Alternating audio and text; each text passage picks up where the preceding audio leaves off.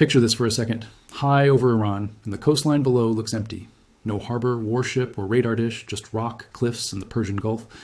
Then a reinforced door inside the mountainside opens, as small attack boats race towards shipping lanes. That is the problem Washington has been trying to solve along Iran's southern coastline. Iran spent 2 decades building a hidden naval warfare network deep inside those mountains. These are not ordinary docks or conventional ports that satellites can easily watch. They are fortified caves, tunnel entrances, internal piers, storage and launch points hidden behind natural rock. The IRGC Navy built them because Iran could never match the US Navy ship for ship. Instead of competing with destroyers and carrier groups, Tehran invested in speed, concealment, numbers, and surprise. Analysts believe Iran constructed at least 10 hardened coastal bases, with several near-critical Gulf waters. Farour Island is described as a hub for Iranian naval special operations and specialized maritime activity. The concept is simple. Keep small attack craft protected inside the mountain until needed. Then open the doors, launch quickly, threaten shipping, disappear, reload, and force another search. That makes these coastal hideouts more important than large Iranian warships destroyed earlier. A frigate can be seen, tracked, and targeted once war begins, and its position is known. A 20-foot boat hidden under solid rock is a different targeting problem for advanced surveillance systems. That is why the latest U.S. coastal strikes matter so much, without a confirmed tunnel collapse. CENTCOM has confirmed attacks on military infrastructure around Keshem Island and other southern coastal locations. The pressure is now closing around Iran's hidden maritime defense network from multiple directions. Those attacks included coastal defense systems, missile storage and launch sites, and surveillance facilities supporting operations. And the goal publicly described by CENTCOM was direct: reduce Iran's ability to threaten commercial ships passing through Hormuz. Before we go deeper, subscribe to the channel if you want military analysis that separates verified damage from battlefield hype. These hidden coastal bases may determine how long Iran can threaten Hormuz as the campaign changes. Understanding what was truly hit matters more than believing every dramatic headline online. That puts the hidden boat network squarely inside the operational picture, even when the tunnels themselves remain intact. Now, continuing, the question is not whether America damaged Iran's coastline. It clearly has. The real question is whether U.S. strikes destroyed the hardened underground boat pens themselves. That distinction matters because many headlines already treat the tunnel network as if it has been cracked. Based on the available reporting, the claim exceeds the confirmed evidence right now. What is confirmed is repeated American pressure on Keshem, Bandar Abbas, and surrounding military sites. Coastal surveillance and missile infrastructure have also been targeted throughout the coastal campaign. What is not clearly confirmed is a named strike that breached the deep cave network. The underground shelters holding those boats have not been publicly confirmed destroyed. That does not make the operation insignificant. Removing everything around the caves can still cripple their usefulness. Destroy the radar, and the boats lose part of the targeting picture in the shipping lanes. Destroy missile storage sites, and the coastal network loses supporting firepower near key launch zones. Destroy command nodes and surveillance infrastructure, and hidden boats become more isolated outside protected tunnels. The United States may not need to flatten every cave entrance to achieve its objective.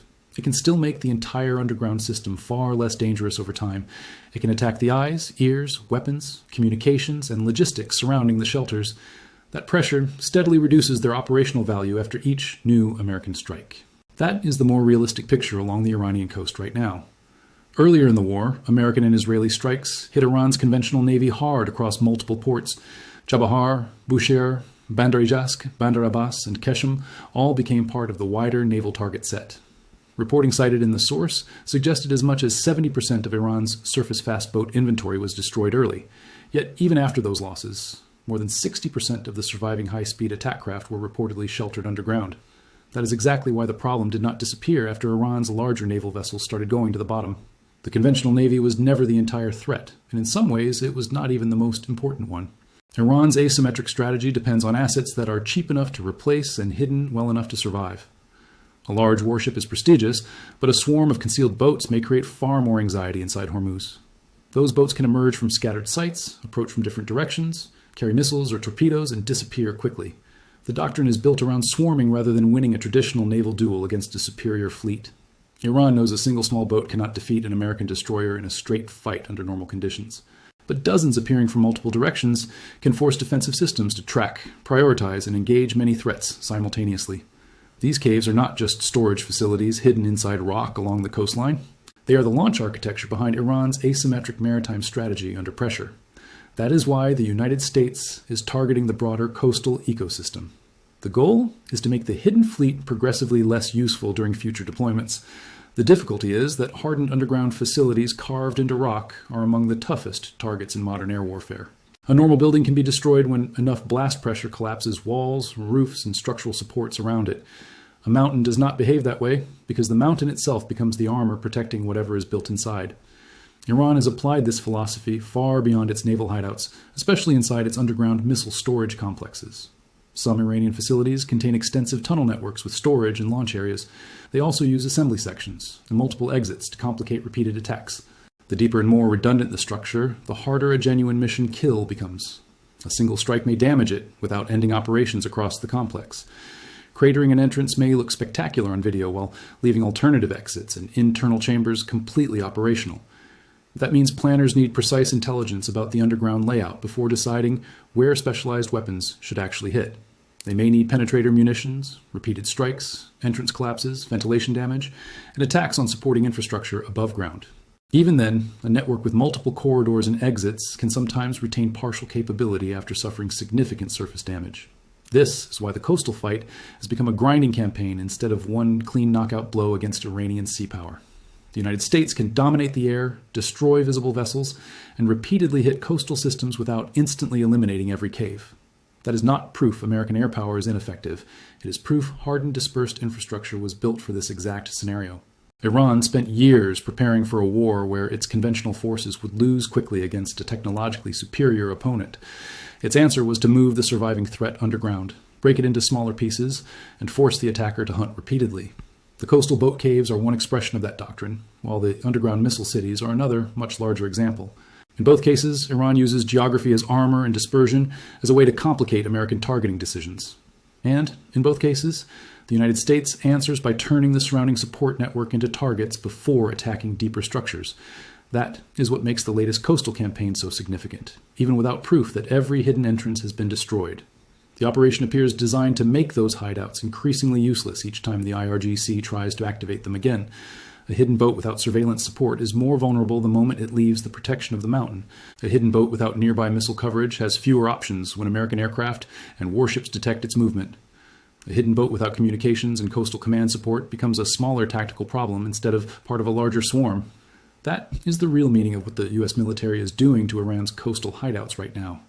It is not necessarily blasting every underground chamber open in one spectacular strike that ends the story overnight. It is systematically stripping away the network that allows those caves to function as a coherent maritime combat system. Now widen the map. Iran's coastal hideouts are one layer of a larger strategy. The philosophy appears in Iran's missile cities, where tunnels protect ballistic and cruise missiles. Those complexes store weapons, move them internally, and support repeated launches from hardened positions. The logic mirrors the coastal caves, though the weapons and missions differ. Hide the asset, surround it with rock, create multiple exits, and force attackers to return repeatedly. That strategy does not make Iran invulnerable, but it makes rapid victory much harder for any attacker. One vulnerability is that some underground complexes may lack proper blast separation between internal storage sections. If munitions sit in connected corridors without enough blast separation, one penetrating hit can trigger secondary explosions. That could spread damage from one chamber through a much larger underground section once secondary detonations begin, but there is no confirmed evidence Iran's coastal boat caves share that same layout. That distinction matters because survivability depends on engineering details outsiders cannot easily see before an attack.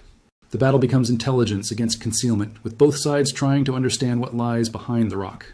Washington needs entrances, tunnel geometry, chambers, ventilation, power feeds, and alternate access points. Iran must hide those details while moving boats, crews, fuel, weapons, and communications across a watched coastline. Every movement creates a signature, giving American intelligence another piece of the underground map for future targeting. That is why this campaign depends on repeated strikes rather than one decisive mission. There is also a human cost near these locations that matters during a sustained air campaign. Iranian officials reported deaths and hundreds of injuries during renewed U.S. strikes across several affected areas. CNN said it could not independently verify the casualty numbers provided by Tehran. A strike near Farour Island reportedly killed a telecommunications worker and injured 2 colleagues during the fighting. Those cases show military infrastructure sits beside civilian roads, utilities, communications, and workplaces. A military target can create terrible consequences for civilians living close to those facilities. That makes repeated coastal strikes politically difficult when the objective is clearly military and strategically justified. Now add the naval blockade, because its economic pressure may matter more over time. The blockade followed collapsed ceasefire talks and became another pressure track against Tehran after diplomacy broke down. By early May, Pentagon estimates put lost Iranian oil revenue near $4.8 billion. More recent estimates put the renewed blockade near $500 million per day under maritime pressure. Those numbers explain why Tehran treats shipping routes as a survival issue, not a naval dispute. A strike destroys a boat once, but a blockade drains the regime every hour it stays active. CENTCOM reported intercepting dozens of vessels and seizing several ships during the enforcement campaign. Shipping data suggested some vessels bypassed enforcement, proving the blockade was painful but not airtight. That matters because neither side has perfect control of Iran's maritime environment across the surrounding waters. Washington can impose huge costs, but Tehran still seeks gaps, smugglers, alternate routes, and surveillance gaps. This creates a two-track campaign of military destruction and economic strangulation working simultaneously. The air campaign hits boats, missile sites, surveillance systems, and coastal infrastructure day after day. The blockade hits the money and trade. Iran needs to rebuild capabilities across that strategic system at the same time. Together, they aim to reduce Tehran's ability to hold commercial shipping hostage through the Strait of Hormuz. Sinking large Iranian ships did not remove Tehran's ability to threaten the Strait of Hormuz, even after months of sustained American pressure. Analysts argue Iran's conventional ships were never central to Tehran's main asymmetric strategy. Hidden fast boats, mines, coastal missiles, and underground infrastructure were the persistent threats. That is why footage of a sinking frigate can distract from the underground problem. The expensive ship disappears, while small boats remain untouched inside tunnels nobody can easily see. That imbalance explains why the maritime war continues, despite heavy destruction of Iran's visible navy. Mine warfare makes the problem worse because mines remain dangerous long after shooting slows. The source suggested much of Iran's mine capacity survived early air attacks. Hormuz is narrow enough for mines to cause huge delays without covering every lane. A naval mine needs no constant guidance pilot or crew beside a launcher. It can sit silently for weeks and force dangerous clearance operations across a contested waterway. Minesweepers then become vulnerable to fast boats and shore-based missiles from Iran's coastal network. The caves support a layered system of mines, missiles, boats, and surveillance. That makes clearing Hormuz harder than simply sinking ships visible on radar. Even after a ceasefire, mines already placed could remain a serious commercial hazard. Removing them could require months of careful work under threat of renewed Iranian interference. The submarine layer adds another complication to the same already crowded and dangerous maritime environment. Iran operates older Russian Kilo-class submarines and domestic Ghadar-class boats suited for shallow waters. It also fields larger Fateh submarines carrying torpedoes, mines, and cruise missiles. None of these submarines match America's most advanced boats in a direct undersea contest. But matching the United States platform for platform was never Tehran's strategy. The purpose is uncertainty in a narrow waterway where each contact demands attention. That principle explains American sea drone attacks on submarine and maintenance infrastructure around Bandar Abbas.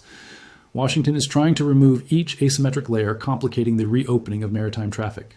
Fast boats, submarines, mines, and shore missiles create overlapping risks for commercial and military traffic. Destroying one layer helps, but leaving others intact leaves commercial vessels afraid to return. The coastal hideout campaign is therefore part of a wider maritime suppression effort. The U.S. is not merely hunting small boats because they look dramatic. It is dismantling the architecture, letting Iran turn Hormuz into a global pressure point. Iran deliberately designed that architecture to survive the conventional force attacking it. Each surviving tunnel, therefore, buys Tehran time and keeps maritime uncertainty alive. That uncertainty is what American planners are now trying to eliminate completely. The diplomatic picture is more complicated because pressure and negotiation continue in parallel. Iranian Foreign Minister Abbas Araghchi traveled to Doha as American coastal strikes continued. His presence did not confirm talks, but Qatar has often served as a diplomatic channel. The military campaign can intensify while back-channel opportunities remain open behind the scenes. Wars like this often end through military pressure and negotiation moving simultaneously. The United States hits infrastructure while diplomats explore whether Tehran will compromise. Iran preserves enough hidden capability to avoid looking defeated while seeking a survivable deal. That dynamic can continue if neither side feels enough pain to force surrender. That may be the most realistic warning hidden inside this story of Iran's coastal bases. Hardened, dispersed infrastructure rarely disappears after one strike package or one dramatic announcement. It is reduced through intelligence, attrition, repeated attacks, economic pressure, and political decisions. If underground bases shelter Iran's remaining fleet, the threat can persist for months. Without a ground campaign to clear tunnels, some hidden infrastructure could survive indefinitely. That could produce prolonged strikes, blockades, mine clearing, surveillance, and Iranian attempts to break pressure. It would be costly for Tehran, frustrating for Washington, and dangerous to commercial shipping. The latest American action against these coastal hideouts is significant without exaggeration. Confirmed strikes are degrading systems around the caves and making hidden boats harder to use. What remains uncertain is whether the deep boat pens were breached or destroyed. Until stronger evidence appears, the conclusion is sustained degradation, not total elimination. That still matters because every lost radar, launcher, and command node reduces Iranian options today. It also shows the limits of air power against infrastructure built for survival. Iran's coastal hideouts are not invincible, but they were designed to make victory expensive. That is the fight now unfolding along Iran's southern coastline day after day.